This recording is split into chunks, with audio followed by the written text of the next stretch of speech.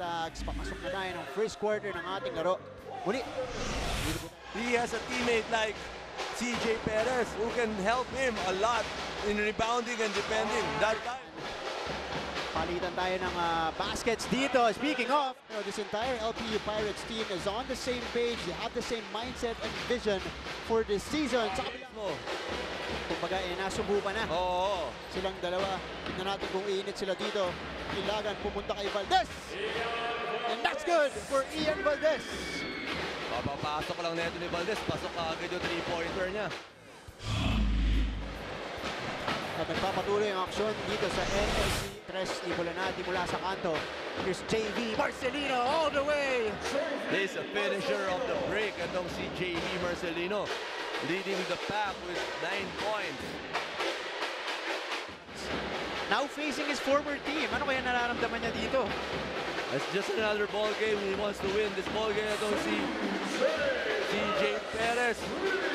First 3-pointer of the ball game, right? First 3-pointer, yes, Coach Ren. Let's see if Spencer Breta, Varo, of course, playing also for the high school program ng San Sebastian. Marata, kick out, corner 3 for Baltazar is good. Outside. Palitan ng tres mula sa parehong kupunan. In the meantime, CJ Perez on the break. He will lay it in. Then I want to see CJ Perez. He's so active, both ends of the... Ang lamang ng LPU. Oh, nice, magandang sundot mula dito kay Gayosa. At sinubayan pa niya si CJ Perez. Doesn't matter. He gets the basket to go. Against you, itong LPU Pirates. TV Marcelino scoring that time, but baseline kicks it back out. Bulanadi puts it on the floor. Bulanadi double bump. Na natin ulitin yun. This is the perfect opportunity for him as we enter. Perez, step back 3. CJ Perez, 3-point bomb. Ayaw niya na madaling tira. He has to step back to make that 3-pointer. Itong si CJ Perez. Against Bulanadi, kick out to Tancinco for 3. Oh, Tancinco!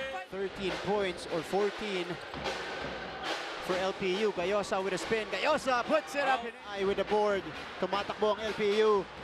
Perez, derecho. CJ Perez in transition. That was a nice move by Navarro.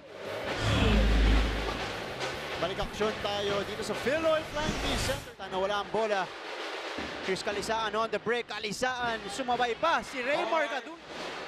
Short on the 3. Here's Marata now. Still with the ball. Marata challenges the defense of the Stags. Graduate, itong si Baitong. Alam niya, tinanggal niya na yung sleeves niya. Na natin ulit yun. Back to you, Martin, Coach Red. Maraming salamat, Sarah. So we'll see what the adjustments for both teams here. But CJ Perez, corner 3 is good.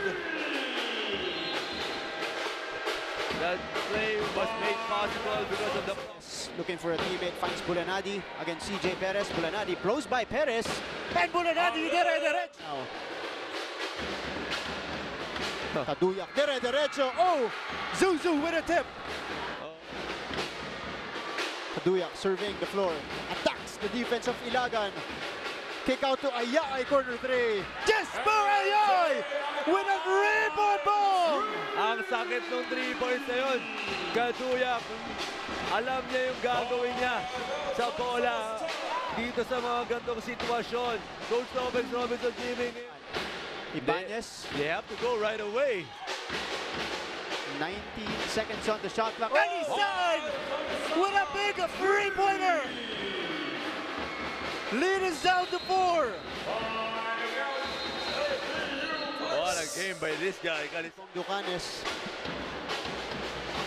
And they will burn the clock. The LPU Pirates remains undefeated.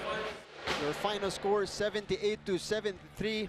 Third victory para dito sa LPU Pirates. 3-0 na po sila dito sa ating season.